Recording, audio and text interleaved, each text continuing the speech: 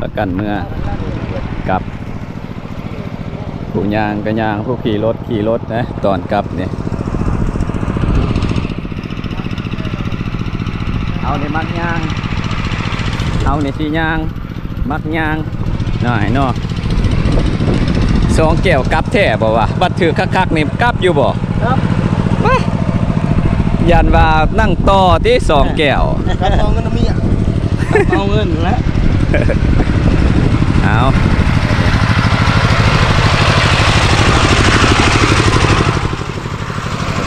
รถไฟครับ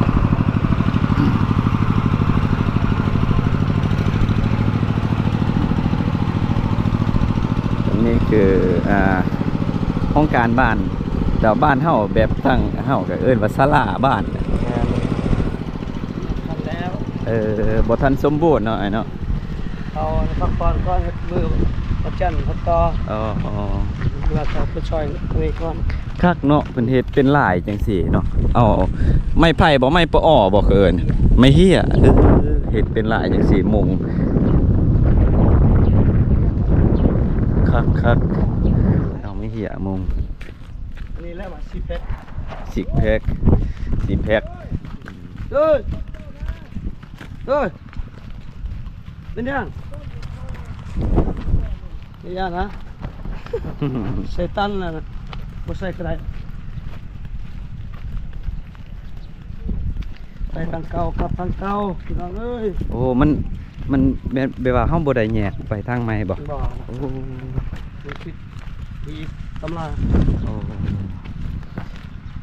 มาทางใดไปทางนั้นทำจะไม่แต่ก้อนนี่ทางนี้ตัวนี้มันอยากนั่นแหละปรับปรุงเปลี่ยนใหม่ตลอดเดี๋ยวว่าเขามาทางใดไปทางนั้นเนาะคือกับทางบ้านข่อยนี่แบบว่าปัดตอนกับอันเขาแวะนี่แวะเฮือนพนันไม้เลยโดย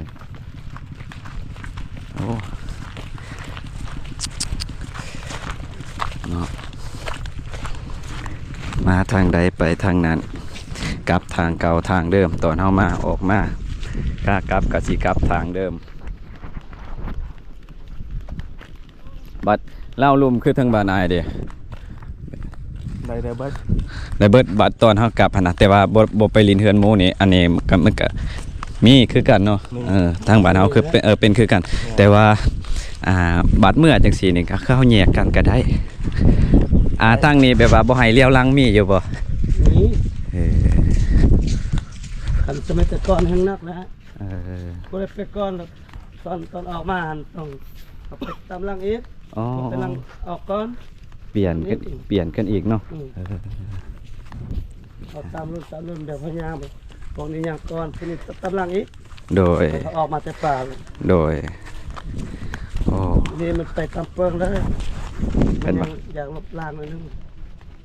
คันว่าเฮ็ดคือแต่ก่อนนี่โอ้ยมันต้องแบบเป็นระเบียบแล้วเนาะระเบียบแล้วผู้มาน้ำลังก็ต้องได้ออกก่อนผู้มาก่อนก็ต้องได้ย่างออกน้ำลังแม่นั่น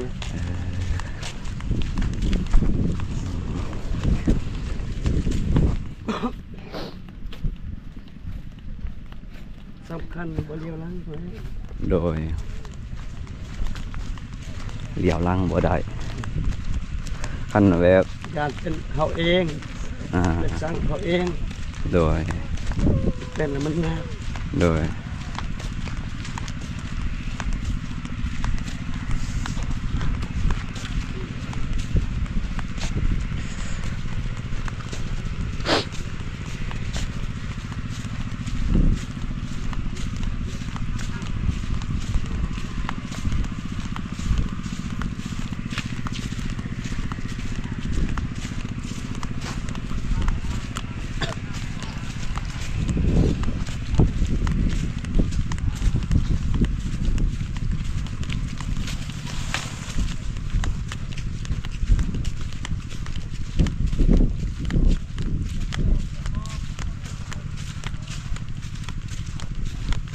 แบบว่ากันแบบศาสนาพุทธนี่เฮาเมื่อจังสีแบบว่ามีน้ำรดน้ำยังน้ำมนต์เคินว่าน้ำมนต์เนาะเมื่อล้างหน้าอันนี้เฮ็ดคือกันบ่ใส่ตามพื้นมันจุกยากแต่เขาตามอันนี้นะโดย แต่ส่วนน้อยนี่แบบนี้นะบ่มีหลาย โดย บางคนมีแหละไปเฮ็ดแหน่ โดย สูตรเพื่อนสูตรชาติ โดย ครับผมรถกำลัง โดย สูตรครอบครัวทุกเนี่ยก็ได้ทำนี้ โดยหัวจัดซั่นนี่ก็ถือว่าหลายแล้วครับทั้งบ้าน แต่ อ่า เป็นสิว่าคนอยู่ในนี่เพิ่นมันกินสามีเนาะ อ่า ก็เห็นแต่ละงานศพนี่พวกนี้ โดย กินแต่สมคงบ่ โดย เด็กต้มข้าวเปียกนั่นนะ โดย อันนี้นี่ห้อยมันมีบ่มีก็สมควรแต่ไปเลยกินงัวเป็ดโต กันว่าอยู่บ้านเฮานี่คือทางเขตอื่นนี่แบบงานดองนี่ก็โอ้ก็ถึงยากเด้อกว่าสิได้กินงัว มันน้อยเนี่ยแท้ อันนี้งานดีเพิ่นจะจัดใหญ่จัดโตกินงัวตัวหนึ่งหมูอีกลายมือก็แห้งหลาย เด้อ แห้งกินหลาย ผูกเกี่ยวข้องกันดีแล้ว โดย มันสิเรื่องตื่น โดย ไอ้น้องไอ้เอ้ยน้องที่เพิ่นใจกันหรือว่าพร้อมกันมาซอยกันน่ะเวลาเพิ่นเป็นมันก็บ่มีกันบ่เชื่อแต่ไปก็ไอ้น้องบ่เชื่อเขามีอยู่เนาะแต่เวลาเนี่ยเพิ่นเสียชีวิตอยู่นี่มันบ่มีติดโตติอันนั้นคือคอยคันหมูมาเป็ดไก่บ่ตายพายุนี่หมูบ่ตายพายุนี่โอ้ย แม่ก็เชียร์เพิ่นซอยมายกนิ้วอบเชียร์อยู่ปูซอย อย่างนั้นนะ ทำบ่ค่อยทัน ทุกคน ตามไอ้น้อง กำลังกัน ได้ปลาแล้วเพิ่นพักกันมา ผู้มีหน้าเอาหน้า อ่า ผู้มีหน้า แบบว่าอันนี้มากินข้าวกินน้ำบ่ แก้สถาตัวเอง โอ้ก่อนออกไปตอนเช้าก็มีเออ อันนี้เป็นที่ว่าเรา มาล้างโต๊ะเนาะ เนาะ เออ ยังน้อยครับ อยู่ไสละน้ำที่ล้าง มาเด้อมาเด้อ เท่านี้ก่อนบ่ กินหมดมือ โอ้โหดตีนโหดมือโอ้ ดีไม่แห้งทำหายเด้อเอา ดี จะ มี มา แฮ บอง กเรียง ดีมีแฮงเออเอาล้างตีนล้างมือแล้วเรียบร้อยบัดนี้เออ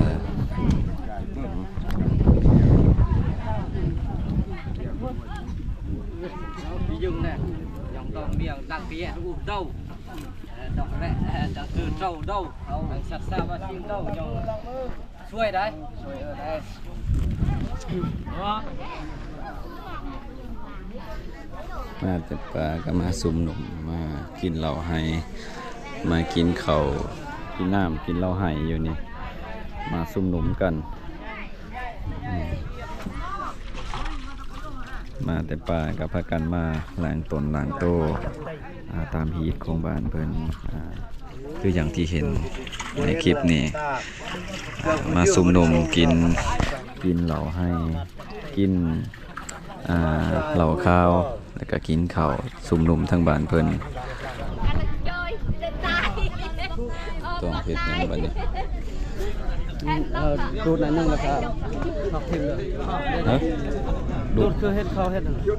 ดูดหน่อยเด้อ เราเพื่อมากิน ตักเลย โอ้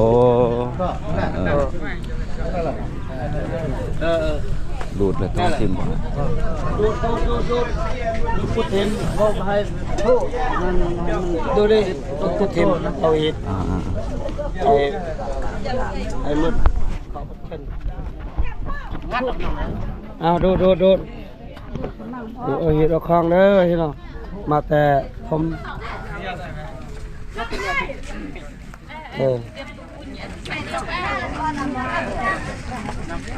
กันก็เดี๋ยวขับ ทุก ดูแล้วมันต้องโอ้มันเป็นเหตุของเขาเจ้าดูดแล้ว น้องก็ยกกันนะ โดย ไปกัน โดยดูดเลยโดยก็ยกแล้ว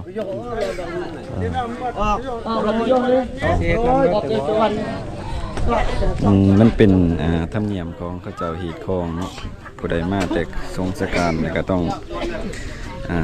ได้มาดูดเราแล้วก็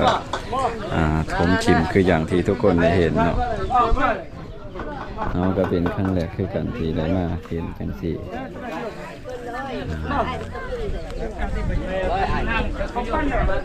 ขีดคองทางกันแนวนี่ได้ไปทรงสการ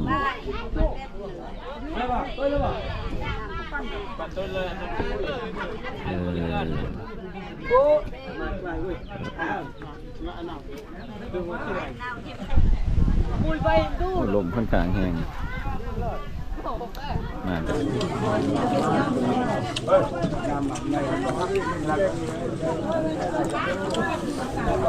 พดจะกุ้ง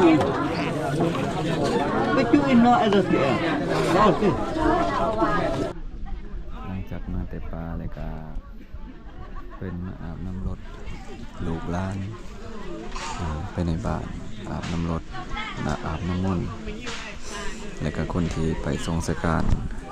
เพิ่นที่สูตรอาบน้ำมนต์ทั้งรถแล้วก็รถคนที่ไปทรงสการมาเนี่ยก็สิได้อาบน้ำมนต์คือกัน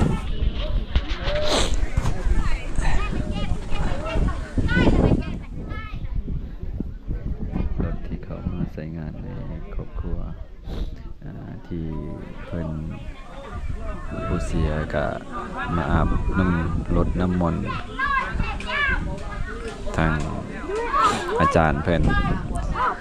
เฮ็ดน้ำมนต์แล้วก็มาอาบรถแล้วก็คนอาบ